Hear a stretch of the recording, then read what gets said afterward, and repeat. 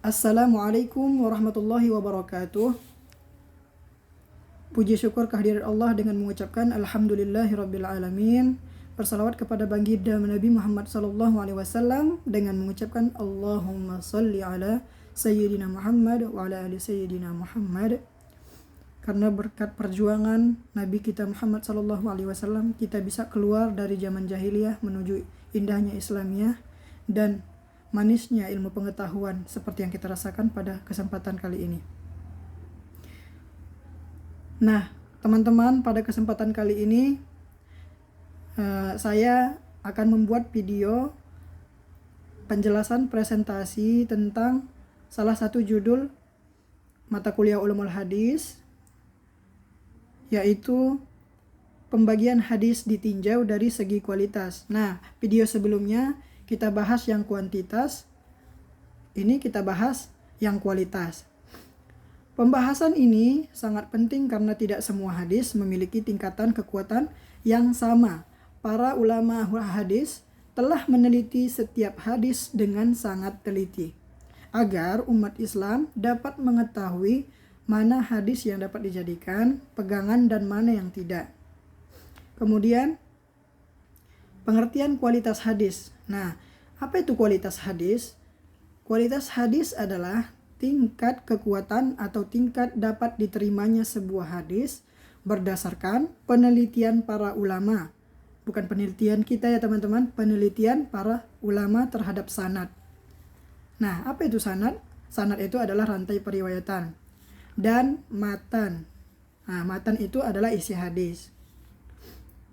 Kemudian penelitian dilakukan untuk memastikan bahwa hadis benar-benar berasal dari Rasulullah Shallallahu Alaihi Wasallam. Kemudian selanjutnya pembagian hadis berdasarkan kualitas.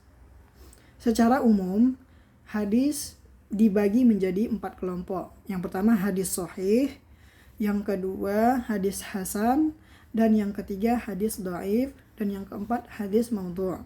Nah, kita bahas dulu yang pertama yaitu hadis sahih. Apa itu hadis sahih?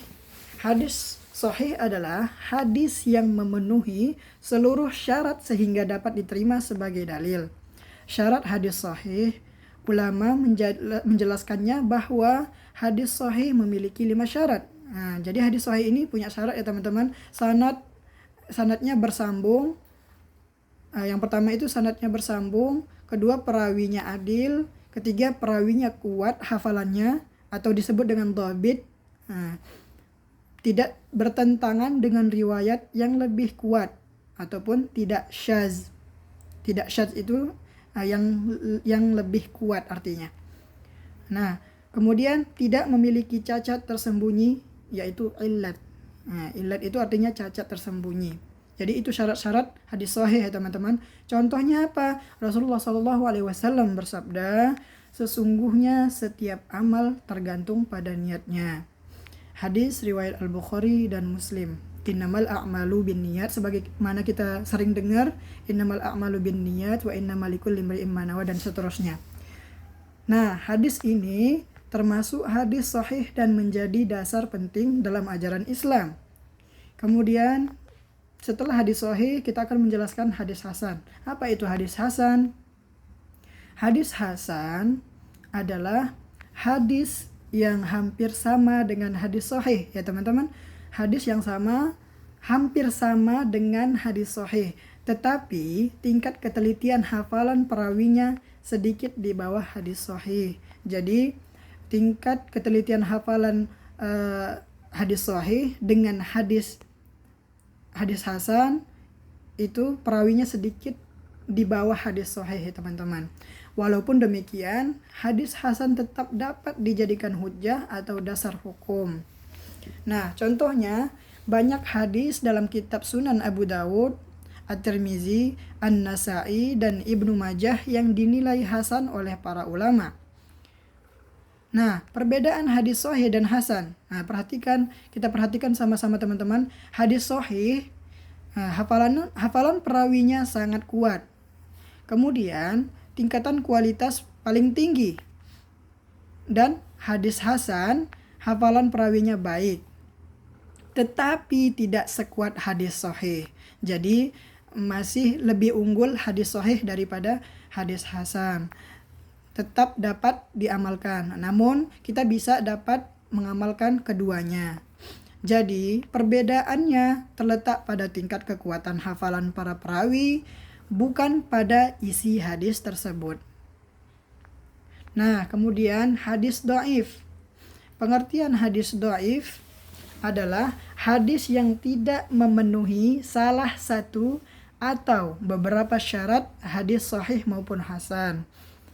Nah, penyebabnya bisa berupa sanad terputus, adanya perawi yang lemah, hafalan perawi yang kurang baik, ada cacat dalam sanad, dan tentu ini bertolak belakang dengan hadis hasan dan sahih. Hukum menggunakan hadis dhaif, mayoritas ulama berpendapat tidak digunakan sebagai dasar utama dalam menetapkan hukum. Namun sebagian ulama membolehkan penggunaannya dalam motivasi beramal, yaitu fadhailul al-a'mal, dengan syarat tertentu dan tidak berkaitan dengan akidah atau hukum. Ya teman-teman. Kemudian selanjutnya hadis maudhu'. Apa itu hadis maudhu'? Nah, hadis maudhu' adalah hadis palsu yang sengaja dibuat dan kemudian disandarkan kepada Rasulullah Shallallahu Alaihi Wasallam. Hadis ini bukan sabda Nabi sehingga haram dinisbatkan kepada beliau. Nah, di sini ada ciri-cirinya. Ada perawi yang dikenal sebagai pendusta. Ciri-ciri pertama itu ada perawi yang dikenal sebagai pendusta. Kedua, isi hadis bertentangan dengan Al-Quran atau hadis sahih. Kemudian bertentangan dengan akal sehat dan fakta yang pasti. Kemudian selanjutnya pentingnya mengetahui kualitas hadis. Dengan memahami kualitas hadis, kita dapat mengamalkan ajaran Islam dengan benar, insya Allah. Terhindar dari hadis palsu, lebih berhati-hati lagi ketika menerima informasi agama dari orang lain. Menghargai usaha besar para ulama kita, para ulama hadis dalam menjaga kemurnian sunnah Rasulullah Sallallahu Alaihi Wasallam. Nah, kesimpulannya dari pembahasan ini dapat kita simpulkan bahwa hadis sahih adalah hadis yang paling kuat dan dapat dijadikan sebagai dalil.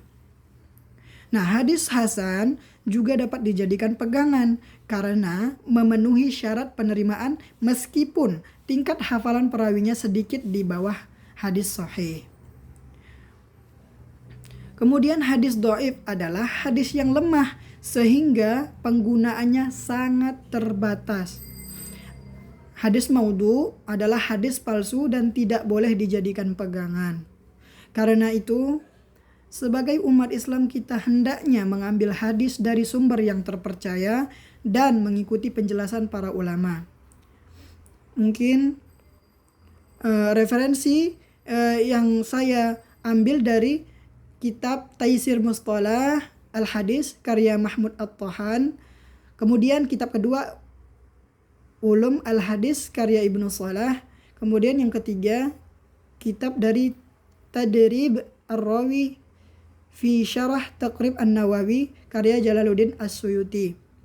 Kemudian dari kitab Nuzhat Al-Nazar fi Tauhidin Nuhbat fi Tawdih Nukhbat Al-Fikar karya Ibnu Hajar Al-Asqalani. Kemudian dari kitab Manhaj Al-Naqad fi Ulum Al-Hadis karya Nuruddin Aiter. Mungkin hanya itu saja yang dapat saya sampaikan. Terima kasih atas perhatiannya. Wabillahi taufiq wal hidayah. Wassalamualaikum warahmatullahi wabarakatuh.